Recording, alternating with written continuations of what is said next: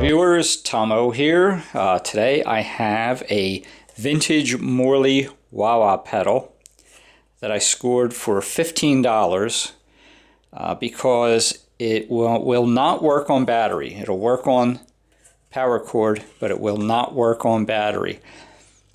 Now I have a strong suspicion I know what the problem is, and if I'm correct, this repair will apply to basically just about any pedal you encounter out there who has the same problem. So let's get started on this and see what's wrong with it. Now this repair is actually already done, but the repair will apply to an infinite number of pedals that are out there. What happened to this wah-wah pedal could happen to a super distortion pedal, could your phaser, whatever. And I'll be covering how to diagnose and check to see if that is the problem. But since I have a Moreley pedal here, wah-wah pedal, I will show you how to disassemble this one. So you start out with 4 screws. There's 2 on each side. Get those out of there. And then you will probably need a tool like a screwdriver to pry this bottom up and off of here. So it fits on there very tight, and the screw holes actually act as locks in there. So be prepared for that. Then on the top side, you're going to remove the level control knob. You're going to remove the nut down there, and you're going to remove the nut on the selector switch and put those parts aside. 1/4-inch nut driver to remove those 4 nuts. Once you get them out, there's little washers for the Moreley stuck in here so you have a tight fit, and they will cause you a little bit of grief, but reach in there with your finger, lift one end up, push up on the potentiometer, and you'll be able to lift everything out. So the circuit board, as you see, is out of the housing. Now, I had my suspicions as far as what was wrong with it, and I think it's probably be better for me to show you exactly what my suspicions were, where it was, before I bring out the meter and show you how I went about checking it. So here's the input jack for the external power supply. And of course, there's the battery. And here is one of those jacks right there. So if you'll notice, though, there's positive and negative. This has 3 terminals on there. So you got one in the back that goes to the center pin, and then you have 2 other terminals, one that's down in the middle here and one that's comes off of the side. Now, I drew a real crude little graphic here, and so what happens is here's the battery, and the negative terminal of the battery goes to the center pin. Yes, most of the times it would be positive going to the center pin. For a lot of electronics you'll look at, but in the case of guitar pedals, it's the negative that goes to the center pin, positive goes to the one lug of on the bottom of the jack, and then the other lug goes off into the circuit to power the actual unit. On the negative side, it just goes to this lug and then into the circuit. Now what will happen is if you insert, and there's the most important part, from this lug here from the battery over to here is connected internally inside the jack. You'll see there's the metal down the bottom there. If you look inside one, I won't bother zooming in. You can look at your own. A little arched piece of metal, and that's represented right here. Now when you insert a plug, the power plug, into that jack, that arched piece of metal makes contact with the outer jacket of the power supply plug. And the pin in the middle goes, of course, inside to the inside the shell. And there's a second contact inside there. And when you do that, this arched piece of metal gets pushed down so it's no longer making contact with the lead that's coming from the battery. Why is that? Well, you don't want both of them running at the same time. You don't want this cord to start charging that battery, causing it to explode, because the alkaline battery is not meant to be recharged. So that's internal, like basically an internal switch to disconnect the battery for you. My suspicion is that even with the plug out, this is what we have. No continuity between here and here. Right, here's the back side of the board. This is the plug right there. Got it zoomed in. So if we sit a plug next to it, you will see we got a contact back here, contact in the middle, contact on the end, and same thing right here, here, and here. So this one in the back, that is the one that goes to the center pin. So we're going to ignore that one. And we want to check for continuity between here and here. So I got my meter set for tone. And we are getting nothing. So if we do here and here, this will cooperate. I didn't plan ahead for that. Continuity. So internally, that jack is broken. Now if you want to check via voltage with a battery whether it's making it through there, really it's unnecessary, because if there's no continuity between those 2 points, that's the answer right there. But for the sake of just showing you and being complete, we're going to check to see if we're getting voltage through the jack there. But there's one step you don't want to forget, is, which I did, this is actually take 2. This jack for your 1/4 inch guitar cord turns the power off and on, so you don't run your battery down when you're not using it, and you unplug that. So here we have this is negative here, this is positive there, so we got 9 volts. And then we're going to follow this around, so it comes around here. There's no connection between here and here with the plug unplugged, but now that the plug's in there, it connects through here. So now I'm going to switch over to, we'll say there and there. So we got 9 volts, and we will go from here, which is the center pin of the jack, to here. We have 9 volts, and then we should have 9 volts over here also. We have nothing. So let's replace that jack, and then we'll check again. And notice there's a wire that comes across here that's just a hold down strap. And so we're going to desolder these 3 points, and I'm going to desolder both of those because you don't want to desolder one and then bend the wire out, because it will never tighten back down all the way again. So keep it in shape, push it into place, and solder it into place. I got my solder sucker desoldering tool. These things go for about $20 on Amazon.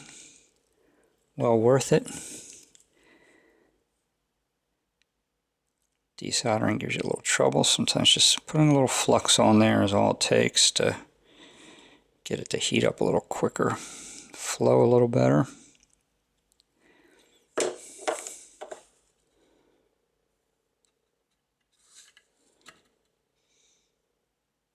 There we go.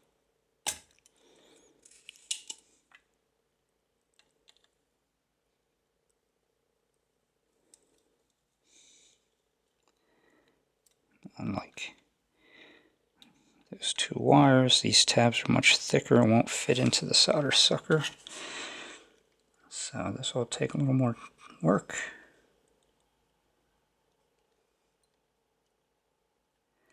And then after using the solder sucker, I will go at it with some of the desoldering braid and get up the residual.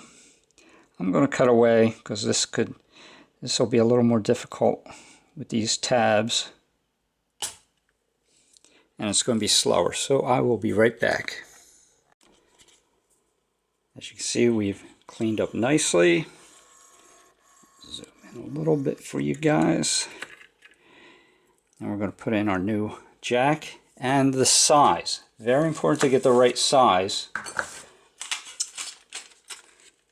because they do vary in very small amounts. So this one is, I got these off as Amazon. It was like $6 for a pack of 20. 5.5 millimeters by 2.1 millimeters. And 2.1 is the center pin. 5.5 is the size of the opening. When I originally was looking to order these, I picked these out, and then Amazon said, here, we recommend these. They're 75 cents cheaper. It turns out it was 5.5 by 2.5, and I didn't notice. And so I wound up with the wrong size and had to reorder these. So this will fit right into place here.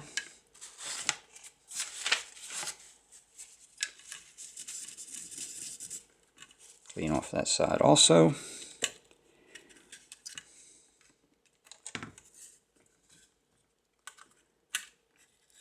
Now solder those pins in. Actually, what I'm going to do is I'm going to put my loop into place first, solder that into place, and that'll hold it for me while it's upside down while I do the lugs. Got my little wire that harnesses across there.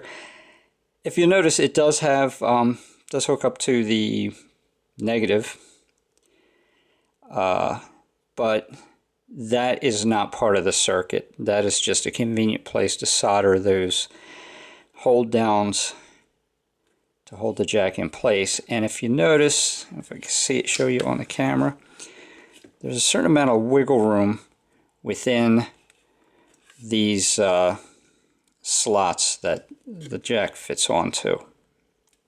And you will want to get the jacks with the flat terminals, not the round. I think they would refer to them as PC board terminals. You want the lug terminals, because that's what this is made for.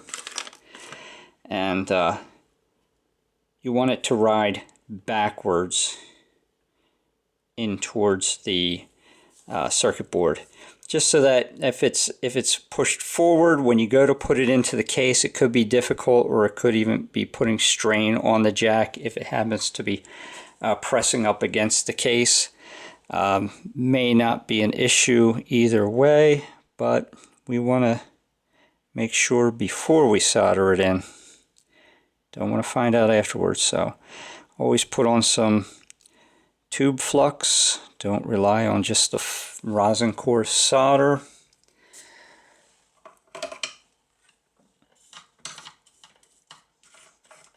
Make sure your tip is clean. Make sure you have your solder on hand, so you're not hunting around for it like I am right now.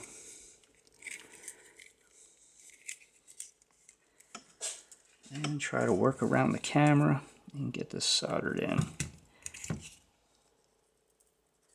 Now I'm going to cheat a little bit just because I want to hold the back end of this jack down while I solder it into place to get that anchored into place.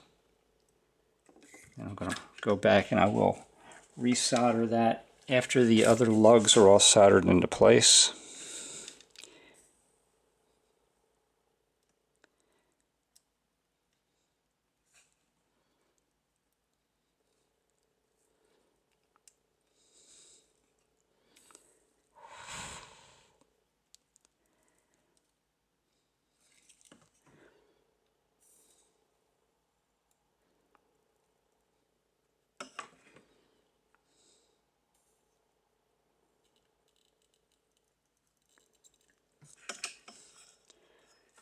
And last but not least,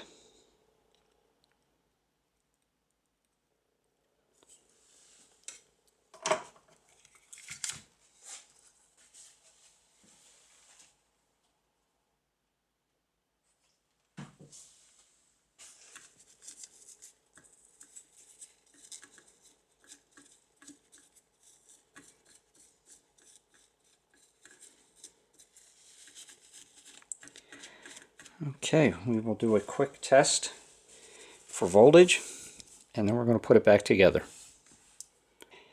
Battery's hooked up. Got a jack into the plug there, or plug into the jack. So here's the negative. This is the center pin here, which is negative. And then positive comes in here, jumps across. Got 9 volts. And then if we're making contact, we should have 9 volts here also. There it is. We have 9 volts. So we're good. Time to reassemble this and test it out. Looking at the old jack and the new, the contacts on the solder lugs on the new jack are a little bit longer. So as a precaution, I nipped them off with nippers to make sure that we have enough clearance, because the metal body of the wah-wah pedal, these two bumper pads, they act as spacers, and just want to make sure that I have clearance, and I do. I have plenty of clearance there. But just when doing a repair, always look out for that. And reassembly, simply disassembly in reverse order. So let's get it back together and we'll test it out. Moreley pedals plugged in, not turned on. Push the button. Alright. Now, this is actually the first wah-wah pedal I've ever owned. I have enough trouble coordinating my fingers. Now I got to get a foot involved into it also.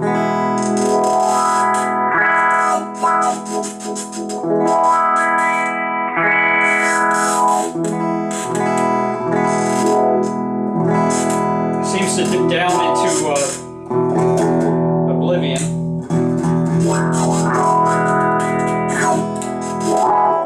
But it's functioning.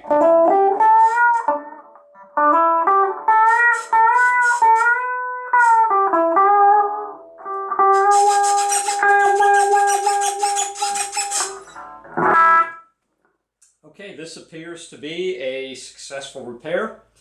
If you like this video, please like, share, and above all, please subscribe. Thanks for watching, and I'll see you next time.